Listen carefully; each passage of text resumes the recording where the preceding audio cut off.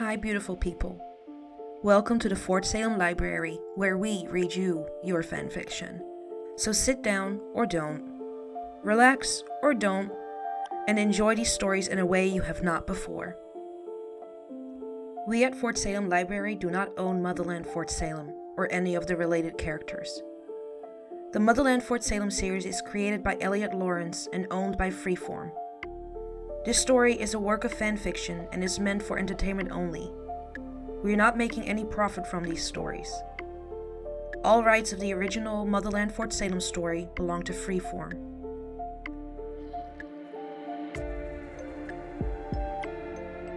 We also do not own Who Has to Know or any of its original characters and storylines.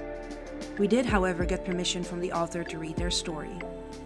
This story was created and written by TrueFreak89, and you can find a link in our show notes. This story is being read to you by Britt.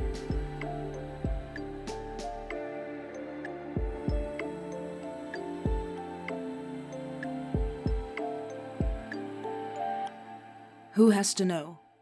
Chapter 8. A week after coming to their arrangement found Rael and Scylla in the supply closet of the natatorium again, making out during their free period on a Friday afternoon. Rael had been late in arriving, having had to escape from study hall, and Tally and Abigail, with an excuse about needing the bathroom. They had little time before the bell would ring for the last lesson of the day. Rael's phone buzzed constantly in her front pocket as Tally posted to their group chat with Abigail. It was homecoming that night, and Tally was excited about going to the senior bonfire down on the beach with Garrett. Abigail had tried warning her off the boy, but there was no swaying Tally. She'd been excited about homecoming and going with Garrett since the start of school. Fort Salem was a small town. They didn't have a football team, lacrosse being the preferred sport of the town, so there was no prep rally or parade for homecoming. There was only the dance and the unofficial senior bonfire after. Most of the seniors would skip the dance altogether in favor of the bonfire on the beach. "Can you turn your phone off vibrate or something?" Scylla grumbled. Her arms draped over Rael's shoulders and her body pressed between Rael's and the wall, a position she usually seemed to enjoy being in. "Sorry," Rael apologized sheepishly, and fumbled to pull the phone out of her pocket before switching it off. "Tally is going crazy about homecoming. Are you going?" "Are you asking me to dance, caller? That's cute." Scylla pulled a face, a smirk tugging at her lips as Rael rolled her eyes, her hands finding Scylla's hips again. She leaned in to kiss Scylla on the mouth, her lips lingering as they curled up in amusement. "I'm not sure that's what your boyfriend would say," Rael shot back. Scylla answered Rael with a playful bite to her bottom lip that sent heat flooding between Rael's legs. "Play nice," she said, holding Rael's gaze in her own. Rael let out a groan as she dipped her head, pressing hot open-mouthed kisses to Scylla's throat. Not for the first time, she regretted not getting away from study hall earlier. There was no time for them to do anything, and Rael was wound tighter than a $3 watch. "We have to get to class," said Scylla, gently pushing Rael away as her hand dipped between her legs, touching her over her jeans. "Tease," sulked Rael, her bottom lip jutting out in a pretend sulk. Scylla bit down on her own lip to keep from moving to bite Rael's again. They really had to get to class, and if Scylla started anything, then they'd be in that closet for the rest of the afternoon. It had already happened once in the week since they'd started their arrangement, and Scylla didn't plan on playing truant again, no matter how good Rael was with her mouth. Rael unlocked the door, and the pair walked out of the closet. Scylla absently reached for Rael's hand, pulling her in close as she strayed too close to the pool edge for her liking. Rael chuckled, pulling her hand out of Scylla's. "What is it with you and water?" she asked. "You're always pulling me away from it." "Because you're clumsy as hell, that's why," said Scylla dismissively. "No, I'm not." "Sure." Scylla rolled her eyes and stopped as they reached the door leading out into the hall.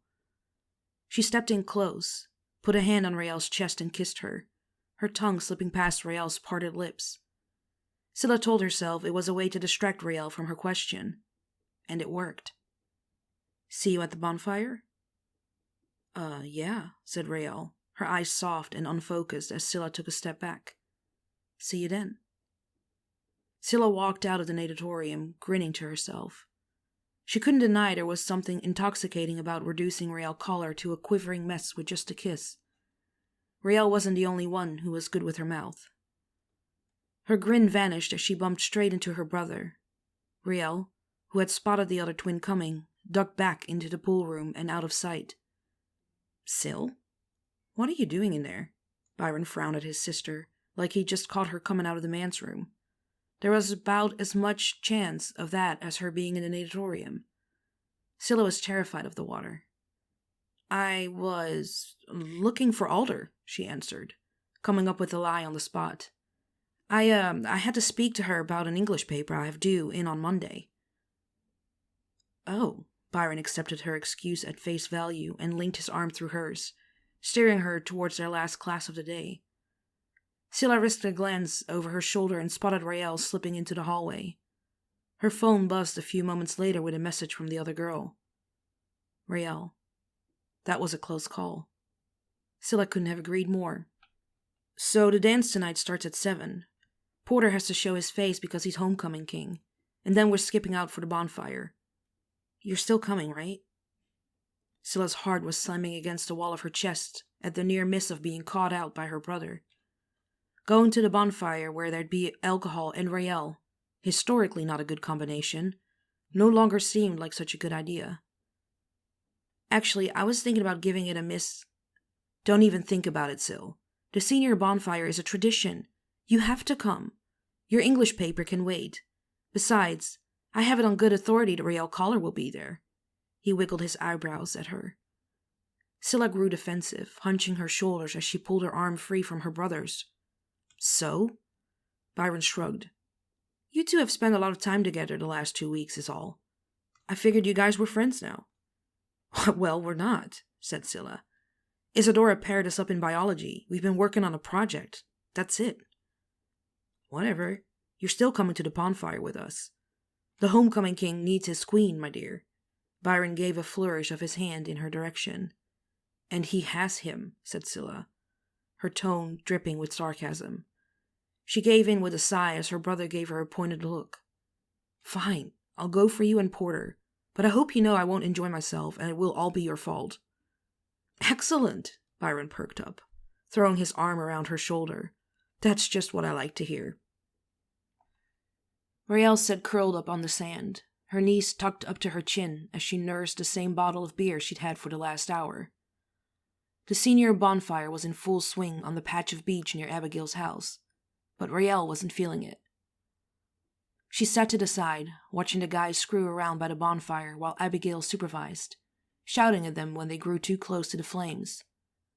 Tally was off flirting with Garrett somewhere, leaving Rael to entertain herself. She checked her phone, but there were no messages from Scylla. She was still at the dance with Porter and Byron. Rael let out a sigh, pulling her hood up and hugging her denim jacket tighter to herself as the wind picked up. She would rather have spent the night the same way she'd spent her last 2 Friday nights, between Scylla's legs. The sex was great, and Rael found herself warming to the other girl. Scylla wasn't so bad outside of school, when it was just the 2 of them. It had crossed Rael's mind more than once that the Scylla she saw at school almost seemed like an act of some sort, like a coat of armor. Scylla shrugged on to keep the rest of the world at bay. The girl in question arrived not long after 8 o'clock, walking onto the beach holding her boyfriend's hand. Rael felt that familiar stirring in the pit of her stomach, the one she still hadn't found a name for. Porter was wearing his homecoming crown, which the rest of the guys on the lacrosse team took great delight in ribbing him for. Byron swiped the crown from Porter's head and put it on his own, which the other boy didn't seem to mind.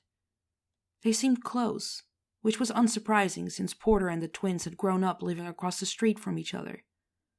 Rael wondered, again, how Byron felt about Scylla and Porter dating. Rael and Scylla's eyes met as the other girl reached into the cooler sitting in the sand across from Rael and took out a beer. Scylla glanced away without acknowledging her. Rael took a swig of her own beer, biting down the urge to stalk over to Scylla and call her out. The night passed by steadily, with Rael moving on to her 3rd beer and Scylla continuing to ignore her. Tally and Abigail came over to sit with her at times, but mostly Raelle was left alone with the unnameable feeling in the pit of her stomach that grew stronger every time she spotted Porter with his arm around Scylla. The pair stood by the bonfire, keeping warm. Byron had a beer in one hand and his free arm wrapped around Scylla's waist, holding her close while she rested her chin on his shoulder.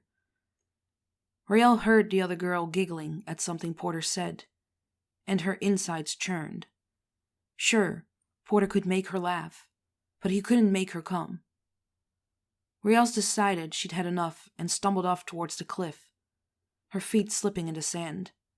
She climbed the bluff overlooking the ocean below and felt an instant sense of relief at being away from the others. The sharp wind that bit at her cheeks, that, and the alcohol making them rosy, was almost worth it just for the view. Raelle stood by the edge of the cliff, watching the water lap at the jagged rocks below. She cast her eyes to the horizon, reared back her arm, and tossed the empty beer bottle as far as she could throw it.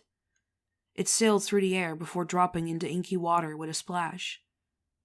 "Don't jump," she heard a voice behind her, and didn't need to turn to know who it belonged to. A wry smile spread its way over Raelle's lips as she turned to face Scylla, her hands on her hips. "Wasn't planning to." "Good," said Scylla, cocking her head to the side as she watched Raelle closely. "That would be a waste.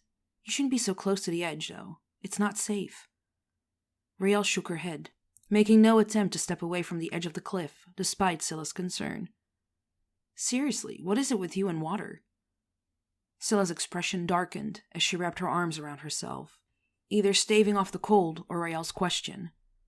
"Sorry for caring," she scoffed. Raelle ran her tongue over her teeth, her blue eyes boring into Scylla's. "Do you care?" Scylla flinched. She sucked her cheeks in and clenched her jaw, and walked off without giving Raelle an answer. Raelle cursed under her breath, her shoulders sagging. She made her way back to the bonfire below a few minutes after Scylla. The other girl stood leaning back against Porter's chest, with both his arms wrapped around her. She caught Raelle looking and turned her head to press a kiss to Porter's jaw. He responded in kind by tucking his chin onto her shoulder and tightening his hold on her. Raelle felt sick to her stomach. She turned away and stalked off to her spot on the sand, at the very edge of the bonfire's heat. "You look like you could use this."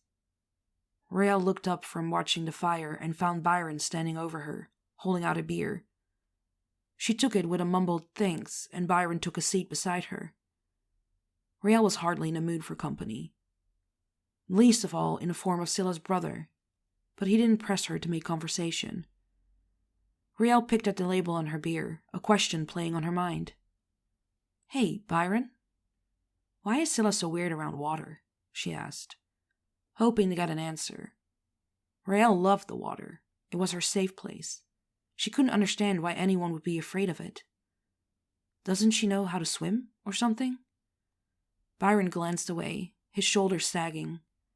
He took a drink of his beer, and Raelle expected him to blow her off like Scylla had. "It's not like that," he finally said, turning back to look at Raelle. "You know our parents died, right?" he asked, catching Raelle off guard. She did. Everyone in town knew the twins had lost their parents at a young age. It had happened the year after Raelle came to town, but she couldn't remember the details, just like she didn't remember if Scylla had been different back then or not.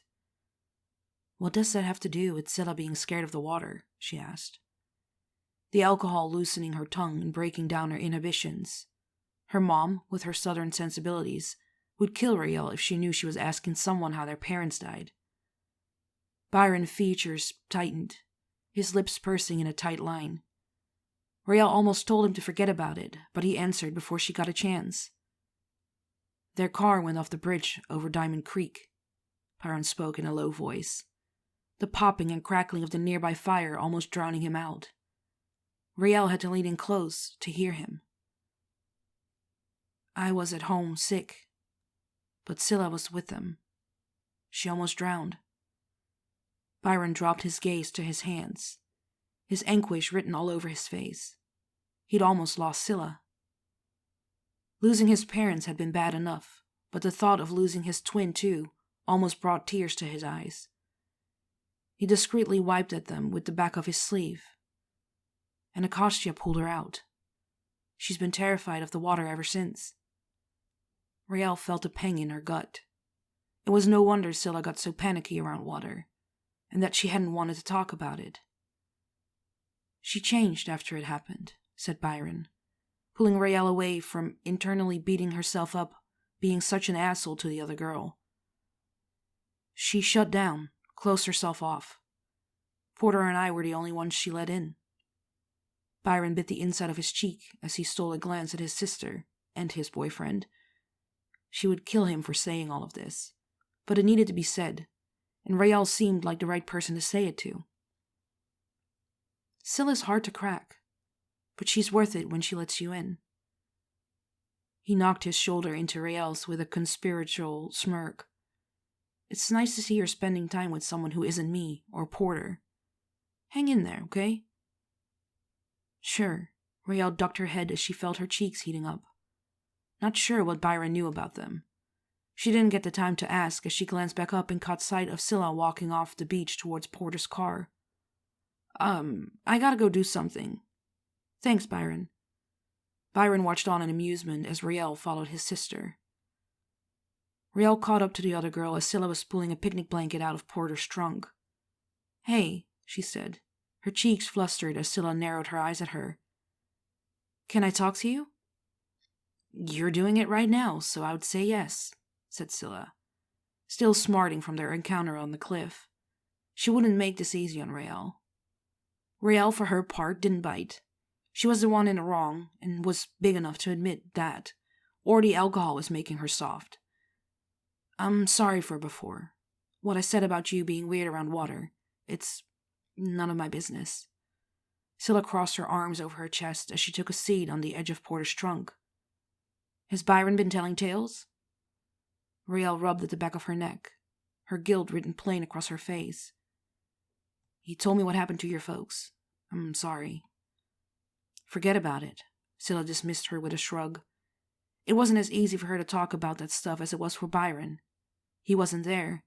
He hadn't kicked his way out of their family car as it sunk to the creek bed, ice-cold water washing over him and plunging him into darkness. Scylla shivered at the memories she usually kept buried deep. Raelle took a seat beside her on the ledge of the trunk, knocking their shoulders together with an easy familiarity. If it bothers you, we can find somewhere else to make out at school. Scylla rolled her eyes and bit down on her lip to keep from smiling. Who says I want to keep making out with you? I know you want to do more than that. Slightly buzzed from the alcohol, Raelle grinned, her hand cupping the back of Scylla's neck as she moved in to kiss her. The other girl put up no objection as she kissed her back. Would Porter notice if you took off? Raelle asked, her thumb caressing the back of Scylla's neck in a way that made Scylla's knees weak. She shook her head. I'm sure Byron can keep him busy. Raelle's grin widened. My mom is on night shift, and Pops is playing poker with his buddies. So we'll have the house to ourselves, and I can apologize to you properly. Well, when you put it that way, Scylla said, leaning into Raelle's touch, it'd be rude to say no.